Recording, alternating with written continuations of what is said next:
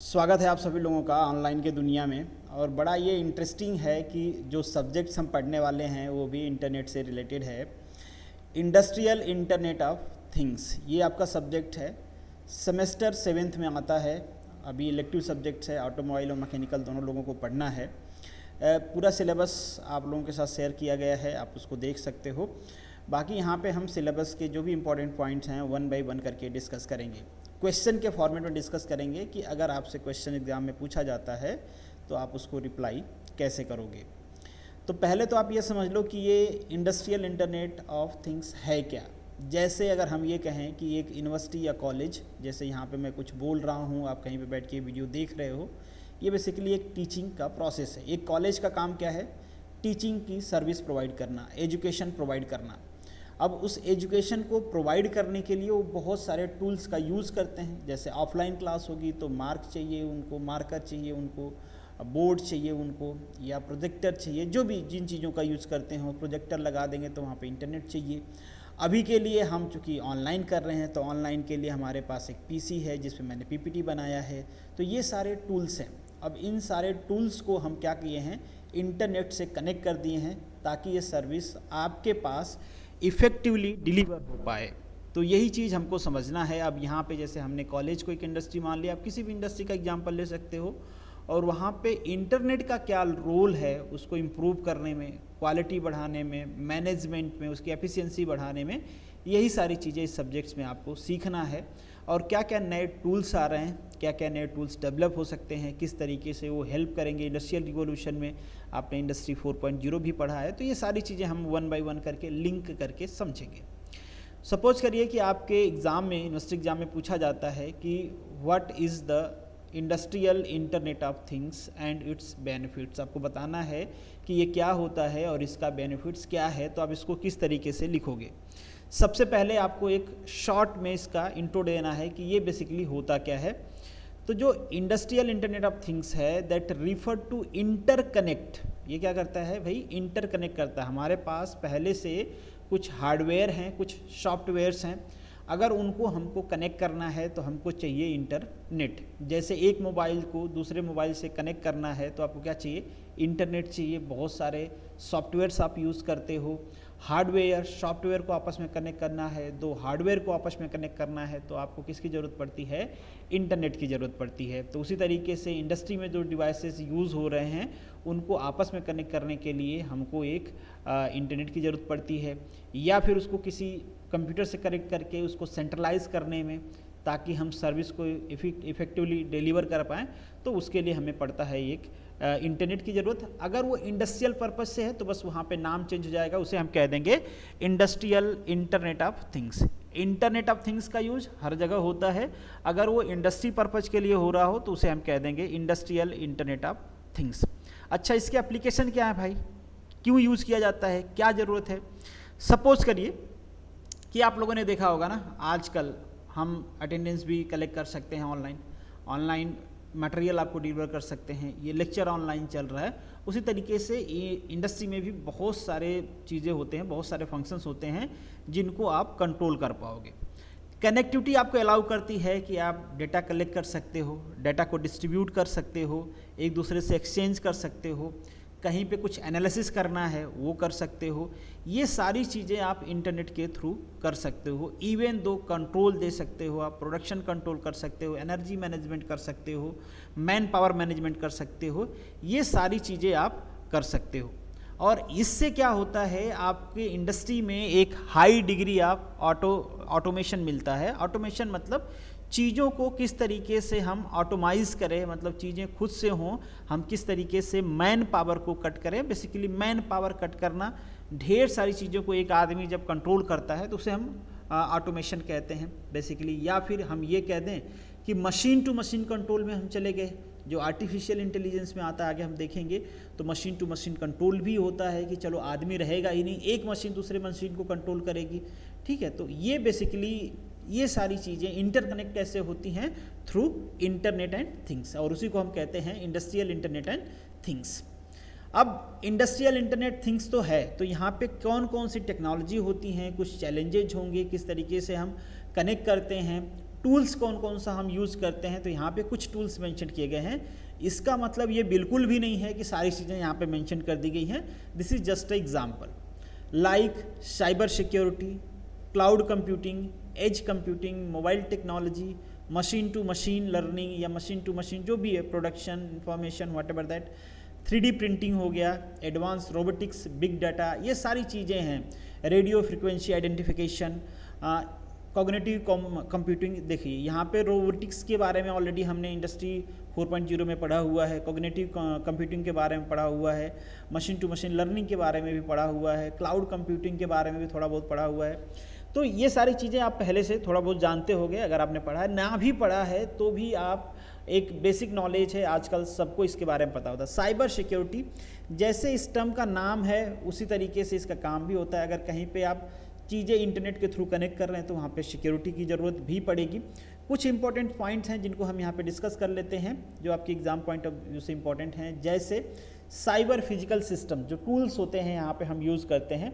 Cyber physical system का मतलब क्या होता है, दोनों वर्ड आपस में कनेक्टेड है। देखिए, एक होता है हमारे पास फिजिकल सिस्टम, दूसरा होता है हमारे पास साइबर सिस्टम। जैसे सपोज कर लीजिए कि आपने एक एंड्रॉयड टीवी खरीद लिया। पहले क्या होता था, उस टीवी में हम केबल कनेक्ट करते थे और टीवी को प्ले करते थे। आज हम एंड्रॉयड टीवी, स्मार्ट टीवी लेके आ रहे हैं, उसमें हम यूट्यूब भी चला रहे हैं। कैसे चला रहे हो भाई? थ्रू द साइबर सिस्टम ना। हमने क्या किया, अपने साइबर सिस्टम को हमारे टीवी के साथ कनेक्ट कर दिया और साइबर में जो जो चीज़ें की अवेलेबिलिटी है उसको हम यूज़ कर रहे हैं, उस फैसिलिटी को हम यूज़ कर रहे हैं, उस सर्विस को यूज़ कर रहे हैं। Very easy. तो वो होता है किस तरीके से आप अपने फिजिकल सिस्टम को साइबर सिस्टम से कनेक्ट करते हो, उसे हम कहते हैं साइबर फिजिकल सिस्टम।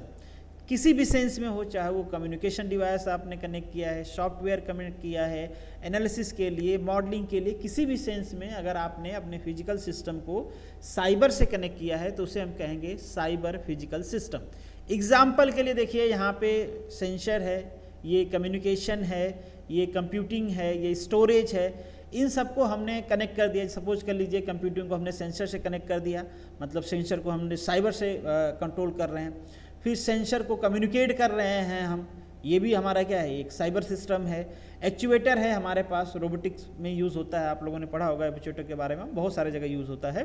स्टोरेज है कोई, उसको हमने कनेक्ट कर दिया एक्चुएटर से। मान लीजिए इसकी मेमोरी हमारे पास नहीं है, हमारे पास केवल हार्डवेयर है, इसकी जो मेमोरी है, इसका जो माइंड है, हमने यहाँ पे स्टोर किया हुआ है और इन दोनों को कनेक्ट कर दिया। तो एक्चुएटर इन्फॉर्मेशन कहाँ से ले रहा होगा, जहाँ पे स्टोरेज है वहाँ से ले रहा होगा। तो इस तरीके से आप साइबर और फिजिकल सिस्टम को कनेक्ट कर पाते हो, तो उसे हम कहते हैं cyber physical system. Very simple.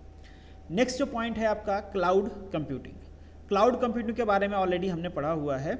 Cloud computing basically क्या होता है कि एक क्लाउड बना दें हम। क्लाउड मतलब चीज़ों को कैसे हम सेंट्रलाइज करें। सपोज कर लीजिए आपके पास पीसी है, इसकी मेमोरी बहुत ही कम है, पहले मैंने बताया हुआ है ये एग्जांपल देके, इसकी मेमोरी बहुत ही कम है। हमने क्या किया कि हमको इस पीसी को यूज़ करना है, बट इसमें हम कैड सॉफ्टवेयर इंस्टॉल नहीं कर सकते। अगर हमको कोई ऐसी फैसिलिटी दे कि भैया कोई बात नहीं, तुम कैड अपने में स्टोर मत करो, हमारे सिस्टम में स्टोर कर लो, यहाँ से यूज़ कर लेना। जैसे आप लोगों ने देखा होगा स्क्रीन शेयर एक सॉफ्टवेयर है, मेरे कंप्यूटर को कोई दूसरा एक्सेस कर सकता है, उसके कंप्यूटर को मैं एक्सेस कर सकता हूँ कहीं दूसरी जगह बैठे हुए। तो ये सारे क्या हैं, क्लाउड कंप्यूटिंग एग्जाम्पल हैं। जैसे आपके पास मेल आता है, आपके मेल में कुछ वीडियोज़ आए हैं, कुछ फ़ोटोज़ आए हैं, वो गूगल का जो क्लाउड है, जिसे आप गूगल ड्राइव कहते हो, वहाँ पे सेव रहता है, कहीं से भी आप उसका यूज़ कर सकते हो। तो ये बेसिकली क्लाउड कंप्यूटिंग क्या करता है, आपको एक स्टोरेज फैसिलिटी प्रोवाइड करता है, जो चीज़ें हैं उसको सेंट्रलाइज करता है और जैसे जैसे जिसकी रिक्वायरमेंट है वो इसको यूज, एक समझ लो कि एक सोर्स है ये, जहाँ से ढेर सारी चीज़ों का आप यूज कर सकते हो फिजिकल लाइफ में। एज कंप्यूटिंग क्या होती है, जैसे मैंने आपको कहा कि क्लाउड कंप्यूटिंग चीज़ों को सेंट्रलाइज करती है, एज कंप्यूटिंग चीज़ों को डिसेंट्रलाइज करती है। अगर आपके पास कहीं पे क्लाउड है, इस क्लाउड में ढेर सारी चीज़ें होंगी, बट सारी चीज़ों का यूज़ तो आप कर नहीं रहे होगे। आपको तो वो चाहिए ना भाई जो आपके लिए जरूरी, जो आपके जिसकी ज़रूरत है। आप तो ऐसा नहीं कि क्लाउड में जितनी चीज़ें भाई सब दे दो, मुझे सब दे दो, मिल रहा है। तो जो आपको रिक्वायर्ड है वो जो प्रोवाइड करता है वो प्रोवाइड करता है एज टेक्नोलॉजी के थ्रू, कि आपको इस क्लाउड में से क्या चाहिए वो एज नोड के थ्रू आप अपने पास ले लेते हो। तो ये बेसिकली है एज कंप्यूटिंग। नेक्स्ट जो आपका पॉइंट है बिग डाटा एनालिसिस।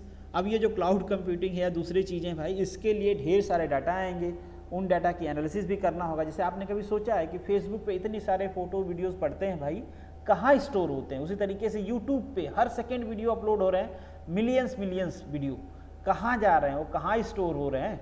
तो कहीं तो स्टोर हो रहे हैं वो, तभी तो आप उसको रिट्रीव कर पा रहे हो।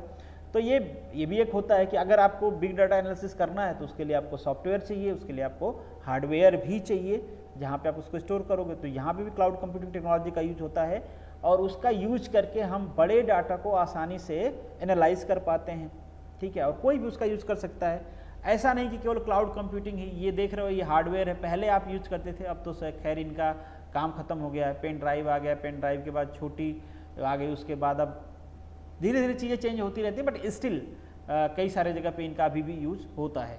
तो बेसिकली ये स्टोरेज के डिवाइस हैं, डिवाइस स्टोर करते हैं, उनको प्रोसेस करते हैं एज पर रिक्वायरमेंट, जैसे डाटा की एनालिसिस की जरूरत पड़ती है हम वहाँ से ले सकते हैं। नेक्स्ट जो इंपॉर्टेंट टूल है that is artificial intelligence and machine learning. हमारे पास आर्टिफिशियल इंटेलिजेंस हो जाए, इस पर कंटिन्यूसली काम हो रहा है, एआई का नाम आप लोगों ने सुना होगा। और सबसे बेस्ट एग्जाम्पल इसका है चिट्टी। देखो ना, चिट्टी को क्या हो गया था ऐश्वर्या राय से? प्यार। क्यों प्यार हुआ था भाई? एक रोबोट को प्यार क्यों होना चाहिए? वेरी सिंपल थिंग, क्योंकि रोबोट तो वो है ना जिसको हमने प्रोग्राम किया है, हम उसके कह रहे हैं भाई तू खाना बना। अब रोबोट कह रहा है नहीं नहीं आज मैं थक गया हूँ, खाना नहीं बनाऊंगा। अगर रोबोट ऐसा जवाब दे रहा है मतलब उसके अंदर क्या है? आर्टिफिशियल इंटेलिजेंस है। वो हमारे कमांड पे वर्क नहीं कर रहा है, वो खुद भी कमांड जनरेट कर रहा है। जब कोई सिस्टम खुद भी कमांड जनरेट करता है ऑटोमेटिकली तो उसे हम कहते हैं आर्टिफिशियल। जैसे कभी कभी आपने देखा होगा कि लोगों को टोंट करते हैं लोग कि अरे यार ये तो रोबोट की तरह एक्ट कर रहा है, जो कह दो सुन लेता है, या कहते हैं सिंपल बैल की तरह एक्ट कर रहा है, जो भी कह दो सुन लेता है, अपना दिमाग तो लगाता नहीं है, कुछ कहता नहीं है, जैसे कह दो करता रहता है, धूप में बोल दो खड़ा रहे तो खड़ा रहेगा, उस टाइप की चीज़ें होती हैं। तो उसे हम कहते हैं रोबोटिक्स माइंड, मतलब जो प्रोग्राम किया गया आपके माइंड में आपको केवल वही करना है। जैसे छोटे बच्चे का दिमाग है, वो उसका पास आर्टिफिशियल इंटेलिजेंस कम है। क्यों? क्योंकि वो आर्टिफिशियल इंटेलिजेंस को उस टाइम डेवलप कर रहा होता है, वो प्रोसेस नहीं कर पाता। आप उसको जो कहोगे वो करेगा, अपना दिमाग नहीं लगाएगा। थोड़ा थोड़ा बड़ा होता जाएगा, आपकी बातों में क्वेश्चन करना स्टार्ट कर देगा, नहीं ये ऐसे क्यों हो गया, ऐसे क्यों बोल दिए, ऐसे क्यों करूँ, नहीं करूँगा। तो वहाँ से वो डेवलपमेंट है आर्टिफिशियल इंटेलिजेंस का। हम इस एरा में चल रहे हैं कि हम अपने कंप्यूटर को एक आर्टिफिशियल माइंड दे पाएँ ताकि वो चीज़ों को खुद से महसूस करके क्या ज़रूरी है वो करे, क्या ज़रूरी नहीं है वो ना करे। इसके फ़ायदे भी हैं, एडवांटेज भी हैं, डिसएडवांटेज भी हैं। एडवांटेज क्या है वो शायद आपको पता होना हो, मगर डिसएडवांटेज के क्या है, उस पर बहुत सारी मूवीज़ बनी हैं कि जो रोबोट होते हैं वो आउट ऑफ कंट्रोल हो जाते हैं, क्योंकि उनके पास सोचने की शक्ति आ जाती है, कैंसर करने की शक्ति आ जाती है, तो बगावत कर देते हैं। जैसे चिट्टी ने बगावत किया था, ठीक है, अपने मालिक के साथ बगावत कर दिया। तो ये तो आप जानते हो, मगर इसका एडवांटेज भी बहुत सारा है। सपोज करिए कि आपने घर में कुछ आपका डोमेस्टिक रोबोट है या इंडस्ट्रियल रोबोट है, आप उसको कुछ कमांड दे के गए हैं, मगर वो वही कर रहा है, उसके बाहर का कुछ करेगा नहीं। आप कब तक उसको कमांड दोगे? सपोज आप चाहते हो कि नहीं यार ये कुछ ऐसा करे कि मान लो मैं ये बता के गया हूँ, ज़रूरत पड़ गई, चलो मान लो ये कर रहा है, अचानक से कहीं पे कुछ फेलियर हो गया तो ये उसको भी हैंडल कर पाए, बट वो नहीं कर पाएगा उसको हैंडल, क्योंकि उसके पास वो कमांड नहीं है कि वो फेलियर को कंट्रोल करे। कहीं पे मैन्युफैक्चरिंग चल रहा है और मान लीजिए कोई डिफेक्टेड आइटम आ रहे हैं, कोई रॉ मटेरियल डिफेक्टेड आने लगा, तो उसको नहीं पता है रोबोट को, क्योंकि आपने उसको कमांड नहीं दिए हैं। मान लीजिए वो आर्टिफिशियल इंटेलिजेंस रहे उसके पास, देख रहे, जैसे आदमी देख लेता कि यार ये तो रॉ मटेरियल ख़राब आ रहा है, प्रोडक्ट ख़राब बन रहा है, इसकी क्वालिटी बेकार हो रही है, तो वो चीज़ें जब वो अपने आप ऑटोमेटिकली करने लगेगा तो उसे हम कहेंगे आर्टिफिशियल इंटेलिजेंस। और जितना आपको लिखना है वो मैंने शॉर्ट में यहाँ पे मेंशन कर दिया, तो आपको इतना ही लिखना, इससे ज़्यादा लिखने की ज़रूरत है नहीं। तो ये कुछ टूल्स हैं जिनका यूज़ होता है, टेक्नोलॉजी हैं जिनका यूज करते हैं हम थ्रू इंटरनेट, ठीक है। ये सारी चीज़ें आप कैसे कनेक्ट करोगे एक दूसरे से? थ्रू इंटरनेट, ठीक है। और चूंकि ये इंडस्ट्रियल एप्लीकेशन की हम बात कर रहे हैं, इसलिए बात कर रहे हैं इंडस्ट्रियल इंटरनेट ऑफ थिंग्स की। तो ये एंड है आपके फर्स्ट क्वेश्चन का। फर्स्ट क्वेश्चन जो आपसे पूछा गया था कि ये basically industrial internet of things क्या है, क्या इसके एडवांटेजेस हैं, तो हमने डिस्कस कर लिया कि ये क्या होता है और इसके फ़ायदे क्या होते हैं। कुछ टूल्स को भी हमने डिस्कस कर लिया, टूल्स के एडवांटेज भी डिस्कस कर लिए। तो इसमें से जितना आप लिखना चाहते हो, जैसे क्वेश्चन पूछा गया है 7 मार्क्स का है तो आप पूरा लिख दो, 3 मार्क्स का थोड़ा कम लिख दो, तो उस तरीके से आपको अपने अंडरस्टैंडिंग के हिसाब से लिखना है।